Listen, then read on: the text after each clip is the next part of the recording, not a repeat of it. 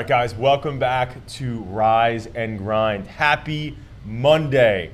How was your weekend, Megan? It was wonderful. How was yours? It was good. Yeah. It was good. I'm back. I'm ready to get after it here. Good. Super excited. We had a great last week was our gala. We announced who our Gladiator of the Year was. So excited about that. If you want to know, go check out on social media. Tag you back that way. But what an incredible gala that we had. You know, we donated $2,500 to Jar of Hope, which we were super honored to be able to do that. Jim and his team at Jar of Hope are doing amazing work, just to kind of put some, a message around that and awareness around, right now his son has Duchenne's muscular dystrophy disease, and that's something that has never been cured yet. So, in the history of the world, since that's, started, there's not been a cure yet. So he's on a mission to save his son, which is like, oh my goodness, he's going like crazy. He does crazy long marathons. He's getting on planes, going everywhere. He's literally doing everything under the sun he can to help. So we just feel so honored to be able to contribute to Jim and to Jim's son. Amazing family over there. But overall, great gala. We had an amazing time. Flew the whole team in. Had our team, that our global team members join in virtually. And what an event. So obviously, you'll be seeing some content flowing, this week and next week from it. So stay tuned for that. But let's dive in here. There's a lot of stuff going on right now in the world of social media. Obviously, the Super Bowl just passed. And for me, the one thing that I keep starting to think about right now, right, is, it's like people, like, what was your favorite commercial again? I don't know if I could pinpoint a favorite exactly. I liked Uber Eats commercial. Yeah. Yeah. Did you have a favorite? Megan wasn't watching. I'm just busting. I was watching. She was too busy eating the chips and dip. But It's not. That is actually true. Megan is a chip and hummus fanatic. I sure am. But nonetheless, it made me think about it, right? So like my favorite was the Dunkin' Donuts commercial. I don't know if you guys saw that. Not that because I'm drinking a Dunkin' Donuts right now, but the Ben Affleck one. I thought it was so funny. It was so well done. It was all stars. We know Tom Brady, Ben Affleck, Matt Damon. There was all these different people in it. Jennifer Lopez was in it, and the thing that it made me think about, right, is why as brands. So like if you're watching this right now and you're like, hey, I want to grow my business. I want to keep building business. One of the things that people, I feel, right, don't do, that I think the Super Bowl makes us think about, is they're not thinking big all year round.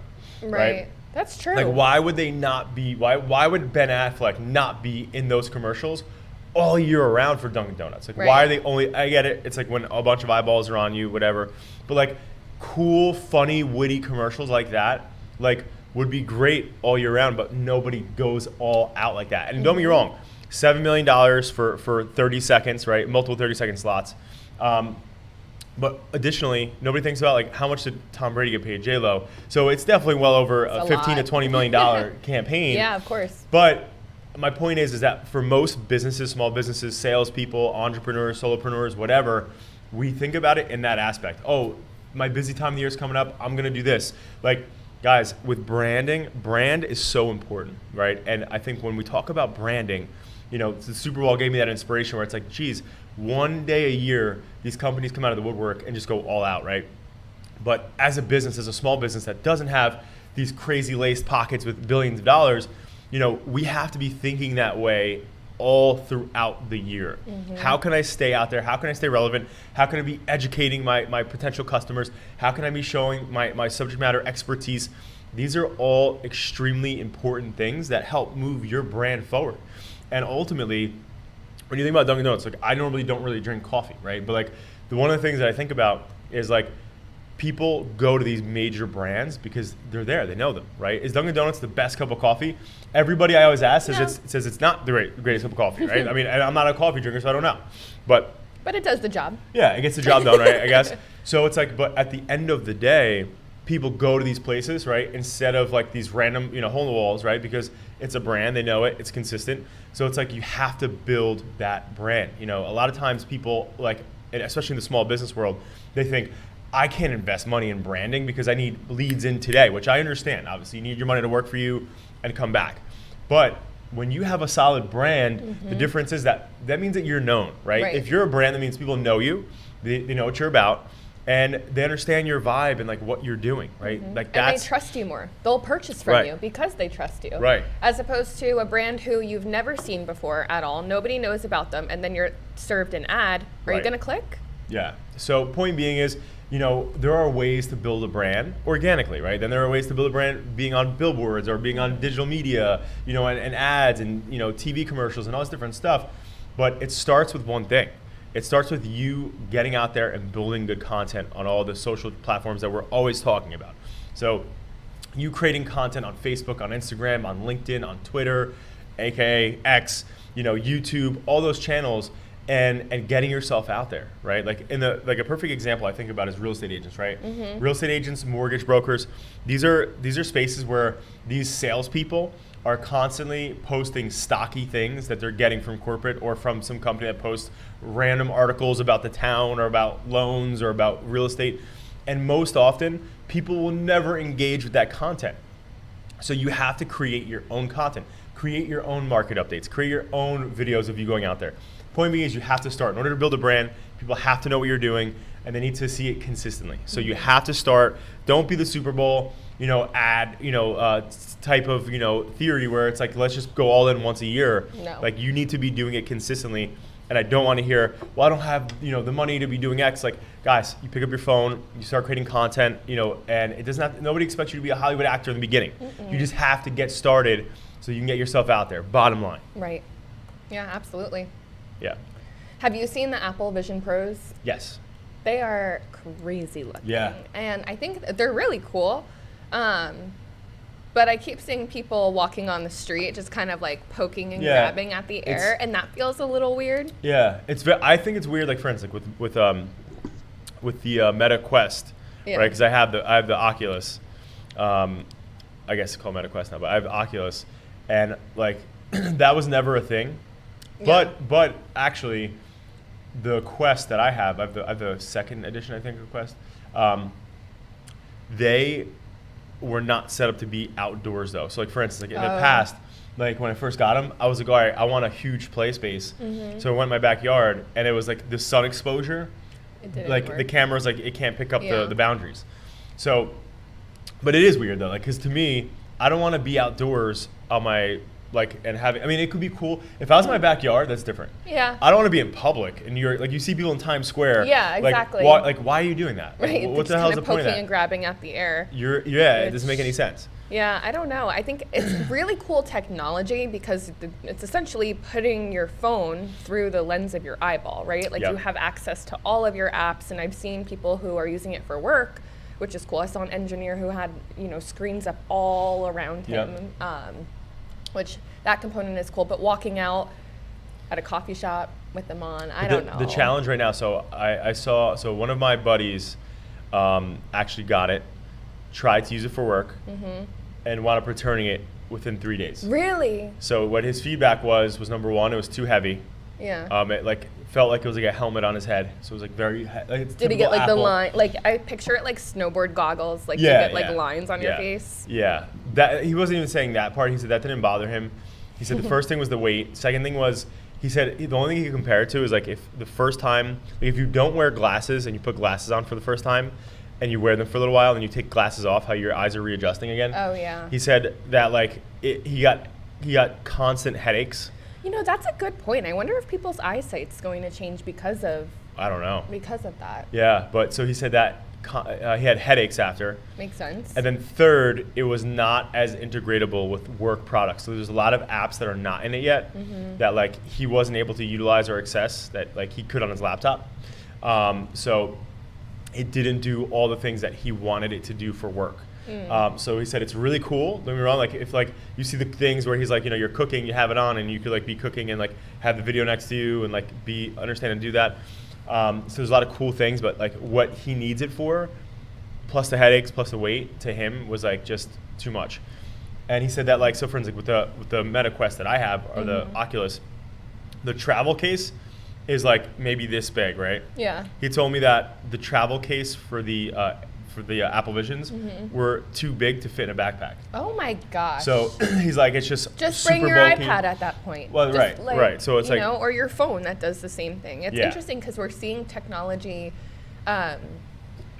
adapt to human behavior. Like nobody wants to hold anything, right? We Right. use Siri, like so it makes sense that it's on your face now. Yeah. But at the same time, I feel like we're also becoming more and more aware of like not putting both AirPods in at the same time and like the radiation that some Right. of these devices are giving off. So to put that on your head, I don't know. I don't know if it's very safe. A lot but of people right now as well are like concerned with the price point. I mean, it's really $4,000, right? expensive. It's really 4,000? expensive. You know, so people like a lot of people that are getting them are a lot of these like, you know, influencers or YouTube content creators and whatever, which makes sense. Obviously, that's what they do. But like the average everyday, you know, John Doe and Jane Doe, like, you know, $4,000 Yeah. to get a headset is like, whoa, yeah, it's a lot of money. you're replacing your laptop. Like, but your laptop, like laptops, like our MacBooks, like that we've gotten over the years, like they've always been like 1,000, 1,200, yeah, 1,300. not 4,000. Yeah, I mean, to be Wearable at that technology. level. I mean, yeah, it's a lot of money. I see that price going down as it becomes more mainstream, though. Well, so Zuckerberg's comment was that he wants to be the company that makes it better and more affordable to the public. So let's see. We'll see Yeah. where the Quest goes, Meta Let's see. Quest. It's also interesting because remember, like the first version of iPhones, like they were pretty big. They were Yeah. pretty clunky. Well, they were tiny, but they were like, thick. clunky, right? When you think about it, like I still have the first ever iPhone at my Do house. you? Yeah, I think I have 3 or 4 of the first generations, and I'm like, I'm just gonna keep them in the future. Maybe I'll sell it for like $5. For $5. No, but who knows how much it'll be worth one day. But You'll open a museum, maybe. yeah, exactly. So, but realistically though, like when I think about it, like the phones back then were a little thicker, but they were way smaller. Like you could do everything in one hand instead of having to have 2 hands. Yeah, that's true. Like do you have the smaller one or do you have the Yeah, Pro? the smaller one, but I still need 2 hands. Yeah, see for me, I have even when I had this, it's like the smaller ones was easy to do the one hand text. Yeah. But now like the phones that we have, like they're, I'm like walking around like this, like hello. Right, it's like a freaking iPad I'm walking around with. Especially these Galaxy people with the freaking like those droids, like it's like a guy's walking around with a 32-inch like flat screen TV over there. Right. So it's like, but ultimately at the end of the day, it's like, you know, technology obviously it's advancing, like it's gonna be crazy. So like the cool part is like when you think about it, right now. One of these influencers that also returned it said, I'll go back when they make it the actual weight and size of a pair of Ray-Bans. I was just thinking, because there was a version of Ray-Bans that came out with Google, I think. With Google, it can Right? talk to you and take pictures, Yeah. but you aren't seeing anything. Right. Right. But so there's a lot of tech. So point being is like those phones used to be small and thick, and now obviously there's so much technology in the iPhones and these other phones that when you think about it, like, you know, it's crazy how small eventually the glasses are going to get and how much more powerful they're going to get over the years. It's just going to be bananas. Yeah. But I want to move on to a topic that, are you done? At that time? Yeah, I'm done. I want to move on to a topic that literally grinds my effing gears. But with that said, one topic I want to talk about right now, right? That's hot on, if you own a business, you're hot on this topic, undoubtedly, right? Which is Google reviews, right? Everybody wants to literally strangle Google review. Yep. Okay, I'm not gonna say a person. If Google review was a person, ho ho ho, Uh-oh. that person would be on the run. They'd be wanted. America's most wanted. That's what they would be. America's most effing wanted. Yeah. But there's so many times where people get fake reviews to their businesses, Yeah. or a competitor being a jerk and doing something to harm the other person's business. Yeah, it happens And- often. Right. And there's nothing that the business owner can do about it, right? Like we flag it, we try to email contact, support for Google, nothing, right? But right now, Google is claiming that 45% of fake reviews in 2023 were removed, which means that there's over 170 million reviews that were removed that were fake. And they're saying that their new algorithm that they're putting into it essentially has learning abilities where it can understand fake, they'll look at the accounts, all these different key parameters to make sure. Now, the thing that I'm saying is like, for adapting social as an example, we have fake reviews, right, that have brought our review score down. One of them has been there for over 6 years. Yeah. And it's like, it's not going anywhere, right? So it's like Mr. Google bot, Google review guy, algorithm guy. Like, check us out, right? Like so many small business owners are thinking that, right? So if there was 170 million people that got that done for them, which I don't know, like when they say that, it makes me super, because it's just cringy. When people think about Yelp and Google, that's where people go to just like essentially like screw with businesses, right? Yeah. And it's messed up because at the end of the day, the one thing that I don't love that Google has in their hands is like, you know, people like, I'll never forget this, like when Butcher Block went in, you know, and they essentially started like just going after people that were writing negative reviews. You know, when he first put that note out there, the first thing he said was, listen, this is like how I feed my family. Google reviews are like, if you write a negative review, you don't want people going to that place, which in some cases, if you have a terrible experience, you know, then of course, right?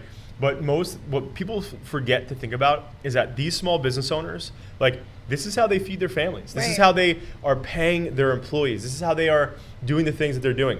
If somebody has one bad experience, they had a bad freaking steak, you know, you're gonna like try to like ruin this business because of that. Like, it's like, that's the thing I don't like about people who just go in and do that. But back to Google, it's like us the business owners for so many years continuously, even now actively, are still just predisposed to the fact that there's nothing we can do.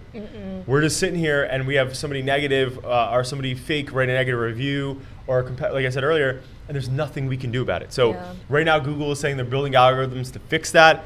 Let's see. I hope they actually are, because right now it's to me, I haven't seen it, even though they're saying 170 million have. Yeah, I'm not in that 170 million, and I know a lot of people who are not that are local business owners. But one message I have for everybody that's watching this right now, okay, is if you are going to write a negative Google review about a business, right, think about one or two things first before you ever do that, right? Your bad experience, what headspace were you in that day, right? In the restaurant game, as an example, a lot of times, like I've seen, again, I used to be in the restaurant business, literally sometimes people come into the restaurant are having just a bad day, right? And then you get the steak is cooked wrong, right? And now you're pissed. Right, now you're pissed. The steak was wrong, and then everything else is terrible, right? But guys, at the end of the day, you have to remember, you know, number one, this is somebody's livelihood. If somebody came into your job, if you're an employee and you don't own a business, most people who own businesses don't go around doing this, right? It does happen, but rarely.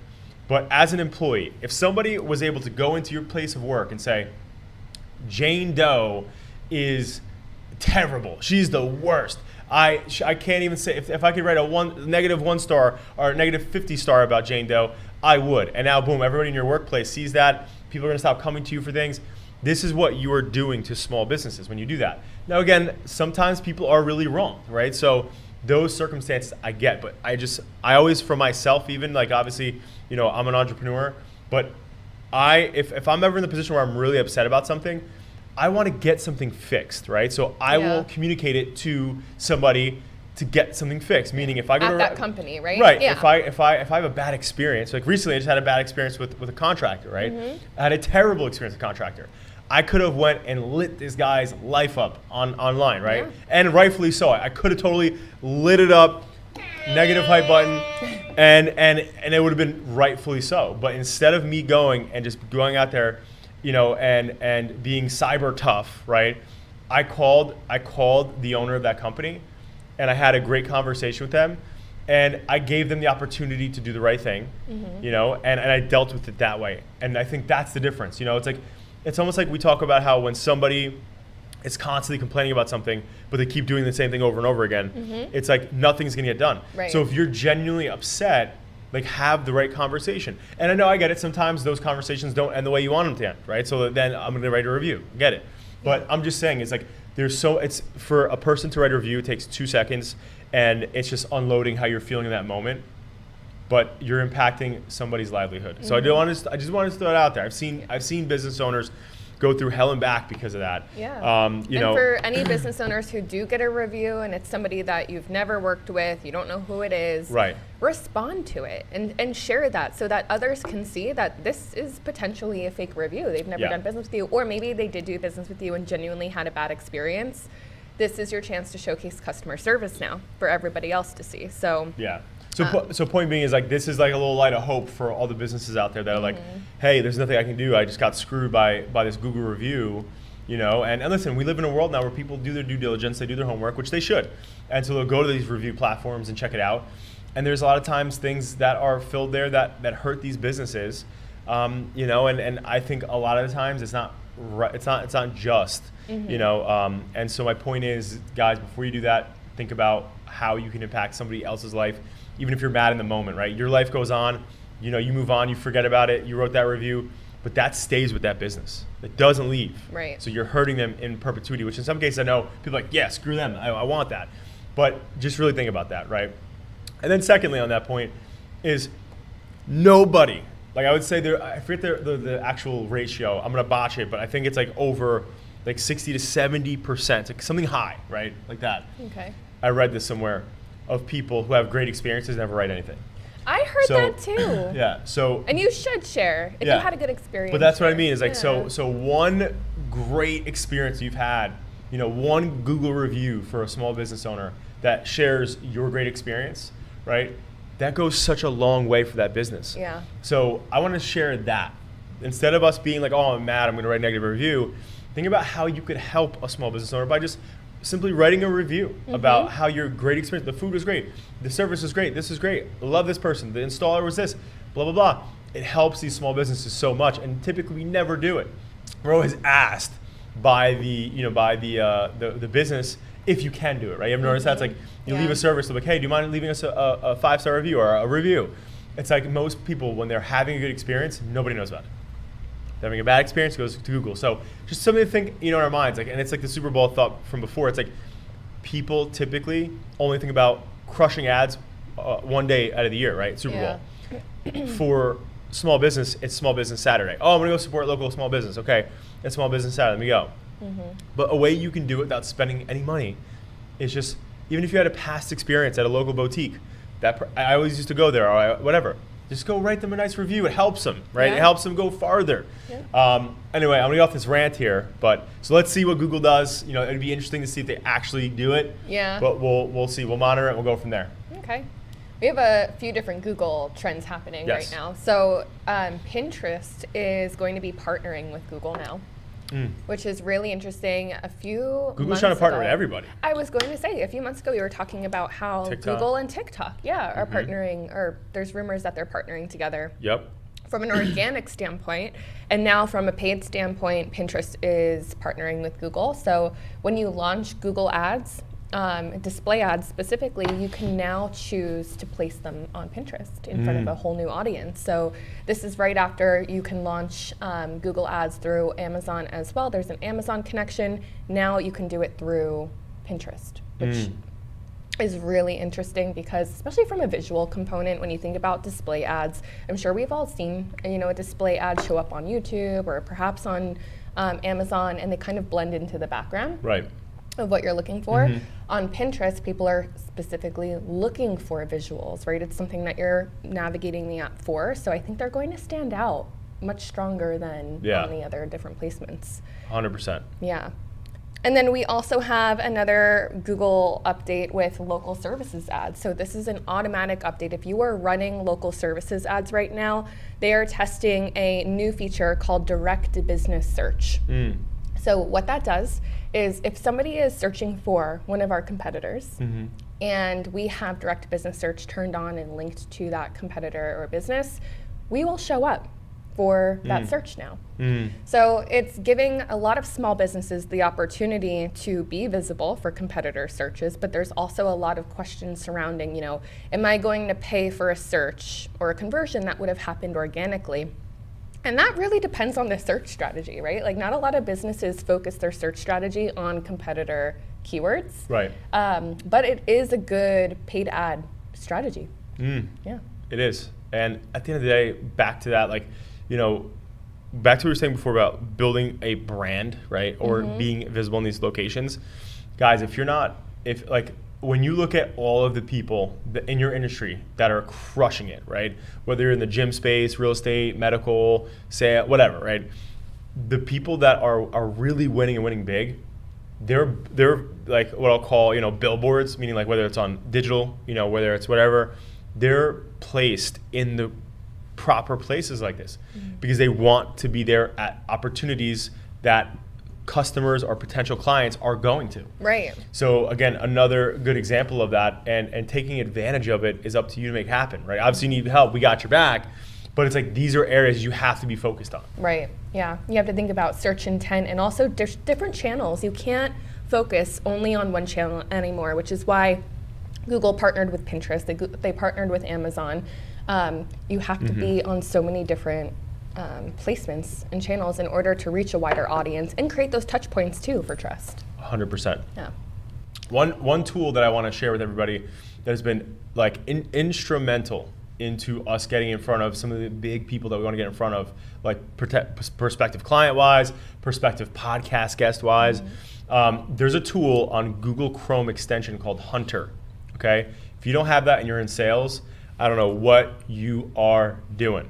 It's like that one thing, if you ain't here, where you at? Remember that raft? I was like, if you ain't on the raft, where the hell you at? If you ain't at the beach, then where the fuck you at? But if you don't have this and you're a salesperson, where the hell you at? But you know, at the end of the day, you know, it comes down to one thing, you know, and that one thing is that people, you know, in that space, when you're looking to talk to like a business, you're like, oh my God, I would love to get these people as a client, but I don't have any contacts there or know their emails or whatever. What Hunter does is you go to their website, you download the Chrome extension app Hunter, it'll actually give you their list, obviously if they list it, but they'll give you the list of their employees' email addresses, including sometimes executives, managers, whoever, right? So with all of that being said, if you're in sales, get that, it's free, right? I mean, you can get a premium version. Right now, I've never gotten one. I've used it for years, right? So there's a freemium, which works for me personally. But bottom line, guys, is at the end of the dang day, that helps big time get email addresses for key people that you wouldn't have otherwise. So Hunter extension, obviously, you know, they're not a sponsor or anything like that, but Hunter, I'm coming for you. I'm coming for you.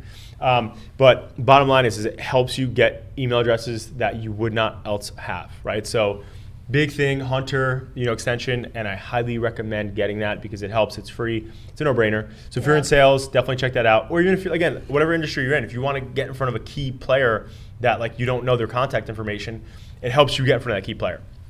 And one other thing I want to talk about, guys, is so we're approaching Q2, which is bananas. I think we said today we're like a month and 2 weeks. Yeah. Or so. We're a month, you know, so we're a month and change away, right?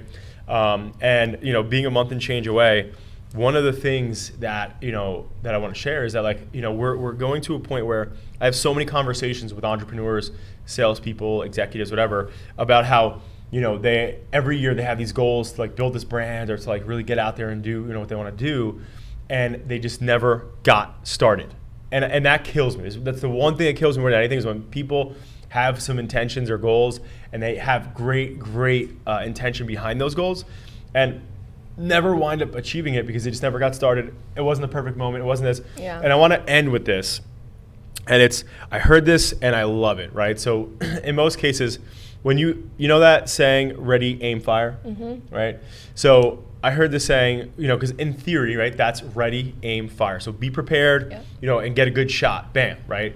But I heard ready, fire, aim. And that's how agile people and companies have to be, because it's not about getting a perfect shot off. It's about landing a shot and not missing opportunities. Right. Too many people miss these freaking opportunities because they want the perfect shot. And life is messy, guys. Life is messy, personally and in professional, right? And so many people are waiting for that perfect moment, and it keeps passing by because it's not perfect enough. It's not this, it's not that. Oh, I don't have the right camera equipment. Or, oh, like I'm not an editor. I can't do my own content. You know, whatever, right? I don't have the budget. I don't have the resources. I don't have the money. I don't have whatever. And everybody is waiting for a perfect moment. And guys, there is no perfect moment, right? So when you're talking about building your brand or building your business, you have to just start and achieving your goals. Do not wait for the perfect moments. And all I can think about is my own experiences, right? Like, again, like if I think about looking back at when I started adapting, like there are so many things now that I think about that I could get cringy looking at, right? But But that's why I had to be in that headspace where I was hungry and foolish enough to think like, it doesn't need to be perfect. I'm just going to keep going. I'm okay with bumping into the guardrails constantly, because each time I do it, I'm going to learn, and I'm going to get better and better and better and better. And then my shots, because I'm ready firing and aiming at that time, just fire. I'm shooting my shots everywhere, right? And then eventually, now I still have the same mindset, but now I'm more accurate at those shots. I'm not just praying and spraying like Rob on Call of Duty, you know? So at the end of the day, it's one of these things where you have to, like, if you're in business or you want to grow in a certain sector of your life, don't wait for the perfect time. It's not going to happen. And if it does, it's going to maybe it takes forever. And then you look back and you say, why didn't I do it sooner? Right. You know? So bottom line, guys, I had this conversation this morning on my way into the office, and with an entrepreneur that I'm mentoring and stuff. And, you know, it's like, oh, well, this isn't perfect, or they didn't use the words perfect, but this isn't, you know, I need this to look like this first. And it's like, no, like, just get, it's like working out, right? To level the playing field for everybody and to understand it better. Like, everybody's like, I want this body, right? Or I want to look like this, or I want my health to be this. I want to be off the medications and the blood pressures and this. And it's like, everyone's like, well, I want to get a new pair of shoes and that'll motivate me to go to the gym. Or I want to get these new yoga pants, or this cool new outfit for guys, or I need to get like a better gym membership. And it's like, do you know what you need to do? Just go fucking run. Just get your ass in the gym. I was going to say, get off the couch. Right. Like, and I never forget this. Tony Robbins said this. And I was at UPW in Newark in 2018. And he said that exact saying. He goes, people want the perfect scenario to get in shape. And he's sitting there behind somebody. And he goes, do you know what people need? And the guy sitting there like looking at him, he's like, no, what? And he goes, to run! And he starts yelling, right? He's like, just run! He's like, we need somebody in your ear tell you, run, just go, right? Because you don't need anything else. And then my last, it's like, for me, it's like the European Italian goodbyes. My goodbyes are never one goodbye. I'm saying about it 12 times on the way out. It's just like the same thing. That is so accurate. Yeah, virtually, I say, hey, his last thing, and there's 12 last things. It's like 12 last goodbyes. That's so funny.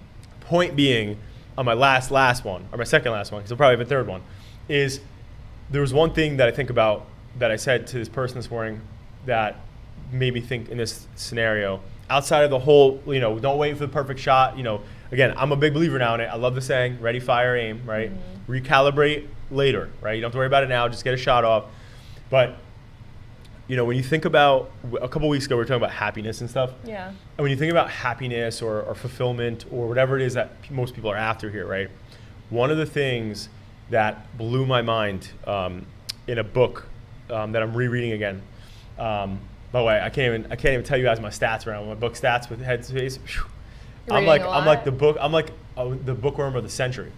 Anyway, I'll get to that after this. But in it, Unlimited Power by Tony Robbins, by the way, again, great book. That's what you're rereading right now? Yeah, I'm reading the Headspace version of it. Yeah.